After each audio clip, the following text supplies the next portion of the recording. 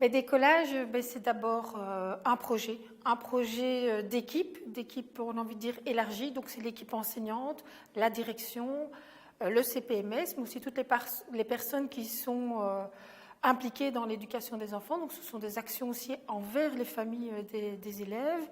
Une équipe qui se met en marche pour offrir des alternatives au maintien redoublement. Alors on sait que c'est possible, donc ça veut dire que pour ça, il faut travailler ensemble, se mettre autour d'une table et voir quelles sont les pratiques, les dispositifs, les outils que l'on a sous la main, que l'on peut aller rechercher, les formations que l'on peut suivre pour mettre sur pied un ensemble d'actions qui permettent de soutenir les enfants dès leur entrée à l'école, c'est-à-dire maternelle, depuis 2 ans et demi jusqu'au début de la scolarité en primaire, jusqu'à 8 ans.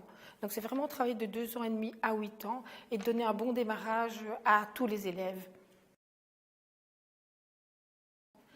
D'abord parce qu'on a un fort taux de maintien en maternelle et début primaire et que l'on sait que ce n'est pas parce que les enfants sont maintenus 1 an ou redoublent 1 année que ça va mieux après. Au contraire, souvent ce sont les premiers qui décrochent quelques années plus tard. Et ça, l'instituteur ne peut pas le voir puisque l'enfant qui reste dans sa classe, en général, ça va mieux.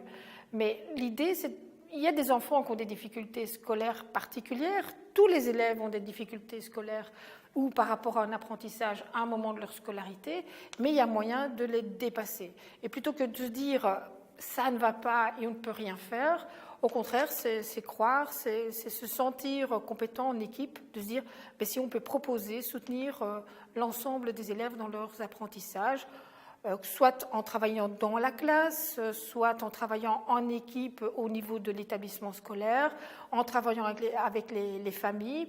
Il est possible d'y arriver et on l'a vu dans certaines équipes.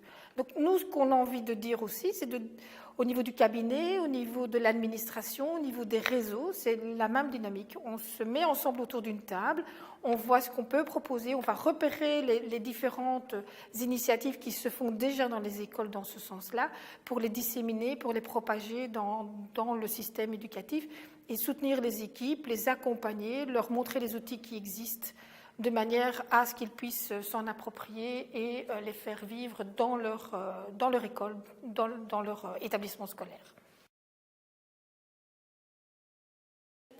Le point, c'est de valoriser ce que l'on fait dans les écoles. Donc aujourd'hui, on sait qu'un ensemble d'écoles, dans un ensemble d'équipes, parfois enseignants un peu isolés, mettent en place des dispositifs, des outils. Et on les méconnaît parce qu'il n'y a pas de moyen de les communiquer.